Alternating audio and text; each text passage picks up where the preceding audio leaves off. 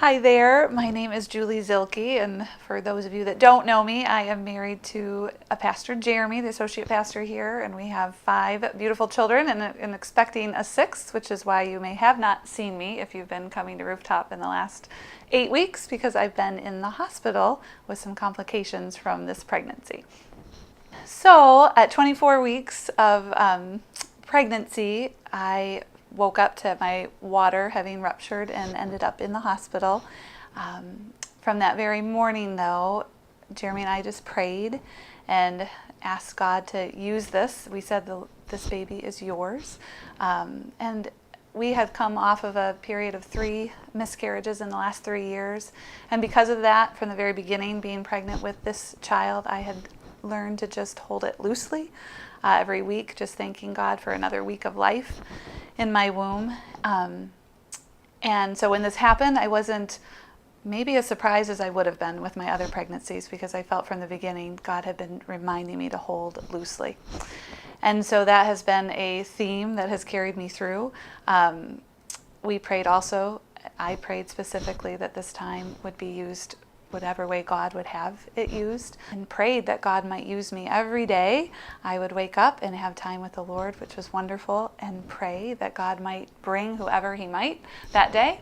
And it was amazing to see that he did. And I had many opportunities, and have had many opportunities during this time, to share, encourage, share the Lord, share the gospel, pray with people. So that has been a real highlight for me, that even in this time of unknown, I've been able to focus and have a greater purpose throughout my day, rather than just sitting, waiting. So just to tell you a few of the people that I was able to share with, just who they were. It was actually the first night I was here. Her name was Erin, and I've been able to continue to kind of build a friendship. But Erin is a young girl who's going to school right now in nursing, and she's Catholic in background, but not practicing, and just was asking me, so what is the difference between what you believe and what I believe? And I was able just to share with her the difference between having a relationship with the Lord and maybe more religion, and understanding the Bible and what the Bible has to say, versus just learning kind of things that are separate, that didn't really make sense to her. She grew up and understood some things, but most things has no idea. She went to Catholic school and has no idea really where Jesus fits in the equation. So I was able to share with her that first night pretty explicitly the difference there between what she knew as faith and really maybe what was missing in that. I had the opportunity to sit for 2 hours with a nurse at my bedside one night. She was a night nurse, and night nurses have a little more time because sometimes patients are sleeping and whatnot. So she sat with me for 2 hours, and she had a kind of rough road. She had been divorced twice, had 5 children, and was getting into another relationship. And so I was able to just sit and talk to her about, okay, what are we going to do different this time to make sure you build your foundation on something solid, so that the outcome is not what it has been the last 2 times. And she was so open, and I would say she was a believer in Jesus, but hasn't really been following him closely for the last 10 years of her life. And so was able to just kind of refocus her on what does it look like to have Jesus the center of a relationship. That was a real privilege. Another young woman, same thing, Catholic. It's a Catholic hospital. She's Catholic, but has no relationship with the Lord. So again, able to just share with her. There was a woman named Debbie on a Sunday morning where I was feeling sad I wasn't at church, and had just prayed, had finished my quiet time, and said, Lord, whatever you have, whoever you bring. She walked in 10 minutes later talking about that she had just visited the Mormon temple. She just got back from the Mormon temple and had been looking at all different religions. And we had this amazing conversation where she said, really, aren't they all the same? They're kind of all the same.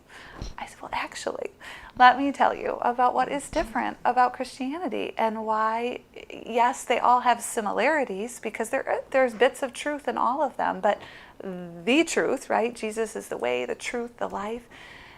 He is what Christianity is about. And was able to explain, got out my Bible, showed her some scriptures, and just excited. Showed her a link to a video that really helped explain that even further by Francis Chan. and have been praying for her since.